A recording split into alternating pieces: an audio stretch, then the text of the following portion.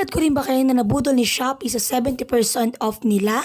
Yes, mga Shilalabs. Lahat ng mga nakikita nyo dito ay 70% off ko lang nabili. Feeling ko nga magtatayo na ako ng sari-sari store sa dami na nabili ko. Dahil sobrang mura ko lang siyang nabili dito sa Shopee. Hanggang September 10 lang daw to mga Shilalabs. Ika nga nila, share your blessings.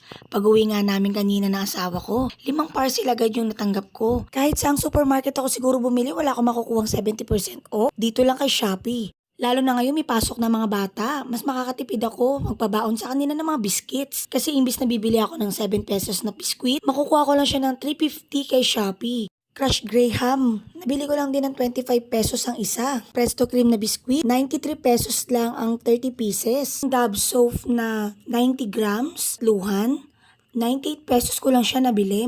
Last week, 8 o'clock to 10 p.m. ko siya inaabangan. Gabi-gabi yun.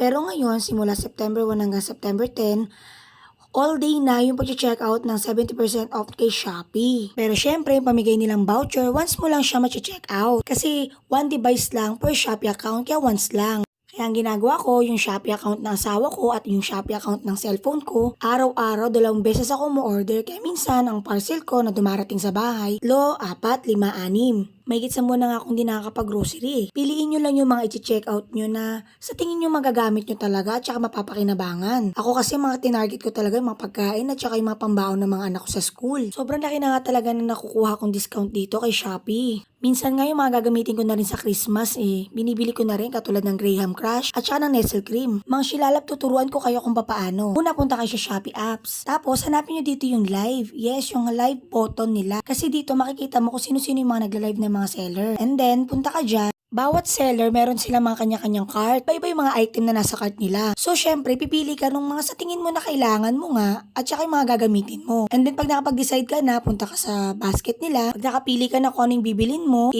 ano mo lang siya, i-add to cart mo lang siya. Ayan, kunyari, halimbawa itong si Great Taste White Twin Pack. Bali, nakalagay dito sa description, 2 sets na siya na tag 10 pieces. So, pag i-orderin ko to, 20 pieces na Great Taste Twin Pack yung mabibili ko. Syempre, tignan nyo yung pinaka-name ng seller kung official store ba ito. Kasi para mas maka-discount talaga kayo. Kasi syempre alam niyo naman sa Shopee, minsan may mga reseller yan dyan. So yan na nga, after nyo na mapili yung gusto ninyo, punta na kayo sa cart ninyo. Click nyo na yung bibili ninyo. Paabutin nyo ng at least 200 pesos yung bibili ninyong item. Para mas ma-avail nyo yung pinaka-discount na 150 pesos voucher ni Shopee. Click mo na nga yung checkout. Pagka nasa checkout ka na, may makikita kang shipping fee, tapos kung magkano yung total mo, tapos hanapin mo yung 70% off ni Shopee.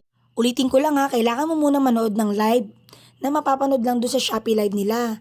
Tapos, syempre, check out mo na. So, ayan na nga.